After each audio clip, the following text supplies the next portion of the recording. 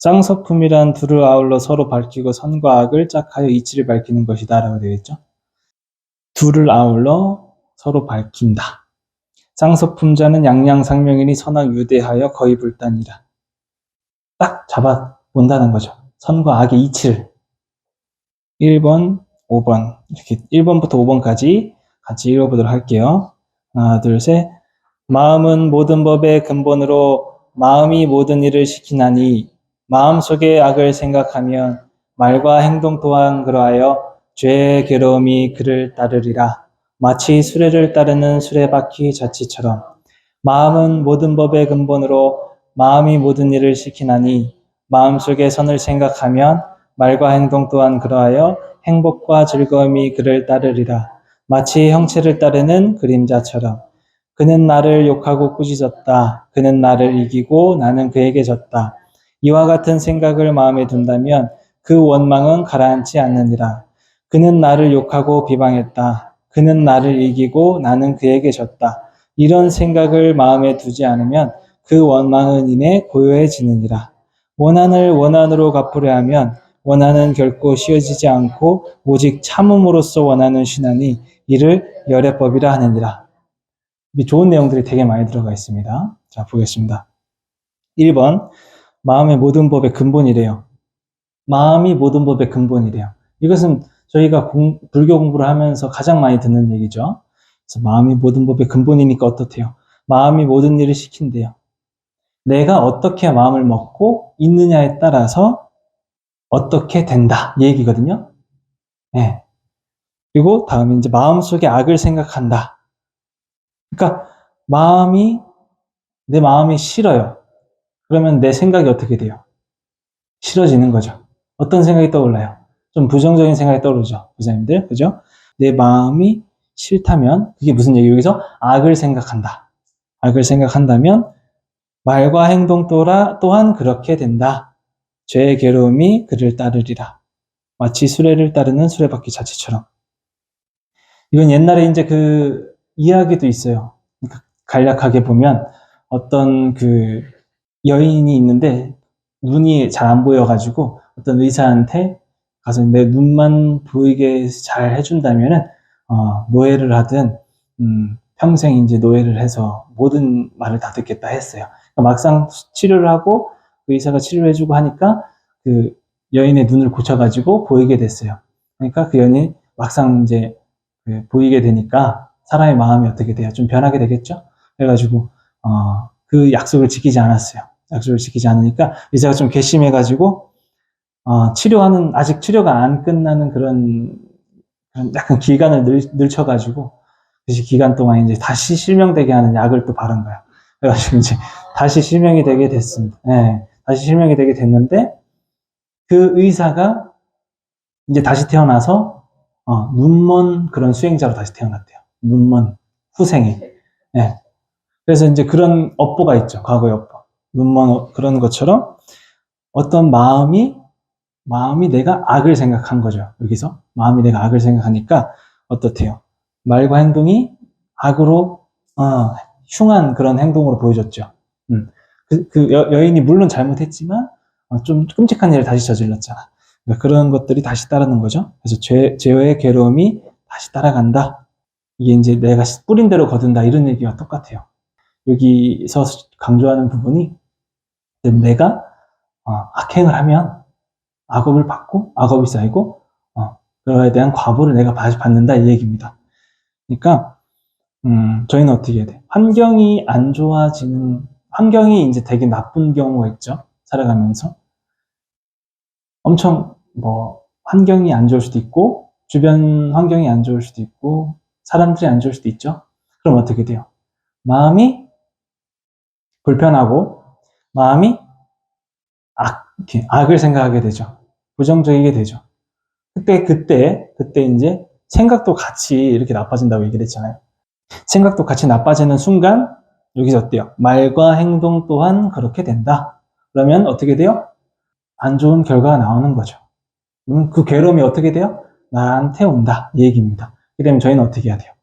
환경이 비록 나빠서 내가 마음이 하기 싫어. 불편해. 뭐 다 등등 여러 가지가 있죠. 그런 마음에 악이 생각이 든다면 생각이라도 무슨 이유가 있겠지, 혹은 무슨 이런 환경이 나쁘지만 내 생각은 긍정적인 어떤 수용성, 혹은 이제 밝은 어떤 광명, 그런 에너지를 가지고 생각을 했을 때 행동과 어떤 말이 마음은 악했지만 생각으로서 고침으로써 나한테 변화를 준 거죠. 그렇게 함으로써 이제 결과를 바꿔버리는 그런 얘기가 되는 겁니다. 두 번째도 똑같아요. 이건 마음은 모든 법의 근본으로 마음이 모든 일 시키나니라고 똑같죠. 마음속에 선을 생각한대요. 이번에는 선을 생각합니다. 이것도 아까와 같은 거와 똑같은 1번이랑 똑같이 설명이 됩니다. 내가 마음이 어떻게 먹느냐에 따라서 행동과 말이 좀 달라진다 이 얘기입니다. 내 생각을 바꿀 수가 있으면 사실 마음도 조금씩 변화가 있기 마련입니다. 마음이 너무나도 괴롭고 불편하지만 주변 사람의 생각은 어때요? 나한테 조언을 해준다 하거나 나한테 어떤 얘기를 해줄 때 그 주변 사람들의 생각 또한 나랑 같지 않죠? 보통 조금 더 긍정적으로 얘기를 해주죠. 근데 내가 괴로운데 네가 내 마음을 어떻게 공감할 수 있겠느냐라고 하겠지만 저희가 그럴 때 그 사람의 어떤 이제 그런 조언들을 듣고 힘이 나기도 하죠. 그 사람들이 생각하는 것처럼 내가 조언을 받고 내가 긍정적으로 생각하는 경우에 좀 바뀔 수도 있는 거고, 그런 식으로 바꿔가기도 하죠. 우리 생각이 그만큼 중요하다라고 볼 수도 있겠죠. 팔정도에서 보면 정견, 정사유 이게 먼저 나오죠. 네. 우리가 먼저 인간적으로 봤을 때 올바르게 본다. 올바르게 봄으로써 거기에서 좋은 마음이 나오는 거죠. 좋은 생각이 나오고. 그래서 정사유를 함으로써 좋은 행동과 좋은 말이 나오는 겁니다. 그렇기 때문에 말과 행동이 좋게 나오려면 어떻게 해야 돼요? 생각을 좋게 해야 된다는 거예요. 예. 마음이 좋고 나쁨이 생각보다 먼저지만 그 생각으로 인해서 마음이 자꾸 변화를 해요. 우리가 공부하고 이론적으로 뭔가 하고 남들이 나한테 조언을 해주고 내가 남들한테 조언해 줄 때는 내 마음을 전달하는 겁니까? 아니면은 생각을 전달하는 겁니까? 생각을 전달하는 거죠. 이러이러 해서 이러이러 하니까 그렇게 한다. 이렇게 생각을 전달하잖아요. 마음을 전달하는 것은 서로에 대한 감정의 깊이가 있을 때 서로 같이 공감하고 서로 같이 괴롭고 서로 같이 사랑하고 이런 거가 마음이 전달하는 거고, 어떤 내가 상대방이 괴로울 때 내가 그 사람을 위해서 무엇을 해요? 내 생각을 합니다. 그런 식으로 해가지고 우리가 도움을 받고 도움을 주기도 하죠. 3번, 그는 나를 욕하고 꾸짖었다. 그는 나를 이기고 나는 그에게 졌다. 이와 같은 생각을 마음에 든다면 그 원망은 가라앉지 않느니라. 이것도 이제 가장 우리가 많이 실수를 하는 부분이기도 하죠. 내가 그 사람한테 욕을 먹었어요. 예를 들어서 그렇게 했을 때 내가 졌다라고 생각을 하거나 내가 뭔가 이렇게 괴롭다 생각을 한다면 계속해서 이제 거기에서 얽매여 있겠죠. 계속 마음에 둘 수 있죠, 그 마음을.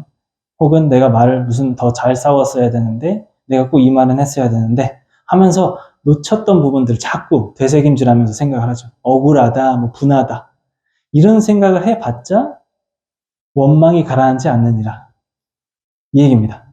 그렇기 때문에 어디 가서 싸웠어, 혹은 또 안 좋은 얘기를 들었어, 욕을 먹었어 하더라도 그 순간에 내가 피했거나 덜 차라리 내가 그 말을 안 했고 억울했다는 게 더 낫다는 얘기입니다. 예외는 또 있겠죠.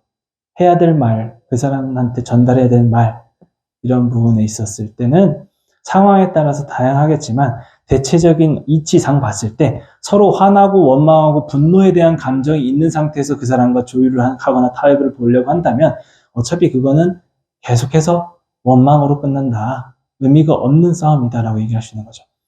서로에게 도움이 되고 내가 화를 내거나 분노하고 원망하는 마음이 없이 무위법인 상태에서 논리적으로 어떤 이제 마음이 깨끗한 상태에서 그 사람한테 내가 억울하지 않도록 설명을 하거나 누명을 벗는 것은 충분히 가능한 일이지만 서로 대화가 되는 상황 속에서 그 외에 탐진치가 섞여 있는 상황, 삼독이 섞여 있는 상황에서 그 사람한테 욕심을 내려 한다면 계속해서 재발생된다. 감정의 골은 얘기입니다. 그리고 그는 나를 욕하고 비방했다. 그는 나를 이기고 나는 그에게 졌다. 이런 생각을 마음에 두지 않으면 그 원망은 이내 고요해지냐. 반대예요. 방금은 그런 생각을 내 마음속에 계속 뒀다면 계속해서 쳇바퀴를 돌듯이 원망한다. 허나 내가 내가 졌거나 이기거나 이런 그런 관념을 두지 않고 마음에 두지 않으면 원망은 사라지고 고요해집니다. 이 얘기입니다. 네. 이런 경험들은 충분히 하셨을 수 있을 거예요. 지금까지 해보신 적이 있을 겁니다. 네. 그 누구와의 인간관계 속에서든 마찬가지겠죠. 그리고 원한을 원한으로 갚으려 하면 5번에 원한을 원한으로 갚으려 하면 원한은 결코 쉬어지지 않고 오직 참음으로써 원한은 쉬나니 이를 열애법이라 하느니라. 살아가는 데 있어서 그 사람을 증오하고 원한을 원한으로 갚았을 복수했을 때 그게 마음이 편한 것인가? 그 사람을 계속해서 미워하는 것이 마음이 편한 것인가? 내가 당했으면 무조건 대갚아주는 것이 마음이 편한 것인가? 이렇게 되돌아본 적이 많죠. 한 사람을 너무 많이 미워하다 보면 그 사람이 안쓰러워질 때가 가끔씩 있어요. 혼자서 갑자기. 내가 이게 무슨 현상이 나는 건가? 너무 극심하게 미워하고 원망하고 분노해갖고 그 사람을 너무 많이 미워하다 보면 어쩌면 저렇지? 어쩌다가 저렇게 됐을까? 왜 나를 이렇게 어떻게 하다가 저런 마음을 먹었을까? 원망과 분노와 원한을 계속 갚으려 하다가 너무 밉다 보니까 계속 하려고 했지만 어느 순간에 내가 자비심이 들어가지고 어쩌다가 저 사람 불쌍하다. 좀 딱하다. 이런 생각이 들을 때가 가끔씩 있죠. 한번 그 사람 입장에서 배려를 하고 이해를 해보려고 하니까 갑자기 생각이 바뀌는 거예요. 그래서 원한과 원망이 끊다는 거죠. 그게 저희가 얘기하는 자비심인 거예요. 그게 저희가 얘기하는 자비심. 그래서 여기서도 얘기를 하죠. 원한을 원한으로 갚으려면 계속 끝이 없다. 오직 참음으로써 원한을 쉬나니 이를 열애법이라느니라. 열애법. 진리죠, 진리. 저희의 용서와 참음. 참음은 곧 용서. 인내, 인욕바라며 용서를 해주는 순간 원한이 끝난대요. 운전할 때도 어때요? 보복운전. 그죠? 자꾸 껴들고 하다 결국에는 싸움이 나죠. 위험한 순간까지 가죠. 근데 내가 한순간에 참았으면, 내가 따라가지 않고 참았으면, 혹은 나도 같이 안 대들었으면, 거기서 딱 끝나는 거예요. 용서와 참음과 한 발자국 물러나는 그걸로 인해서 하는 거지, 거기에 인해서 아무 생판 모르는 사람과 괜히 나의 인생을 참 크게 다치게 하는 것과 같은 거죠. 그런 것처럼 너무 사람을 원망을 한다 그랬을 때는 그냥 용서가 답이다 이런 얘기를 하는 겁니다. 네, 계속해서 어떤 이제 나한테 돌아오는 거죠. 그 씨앗이 자꾸 그 마음을 먹음으로써 내가 안 좋게 생각하는 거예요. 네, 그런 내용 같아요. 순간 그 사람의 마음이 악해지면 그게 또 악행으로 내가 나을 거고, 그리고 원한이 또 원한으로 갚으면 또 그게 또 원한으로 나한테 돌아오게 돼 있어요. 전생 이야기도 그런 게 엄청나게 많아요. 그 자식 때까지 가요, 그게. 전생에 부모가 잘못을 했으면 그 자식 때에 어떤 자식 때의 업까지 자식이 왜 이렇게 잘못되냐 하니까 그 어떤 다시 누가 환생을 해서 그 자식을 괴롭히는 거예요. 이런 전생 이야기가 되게 많아요.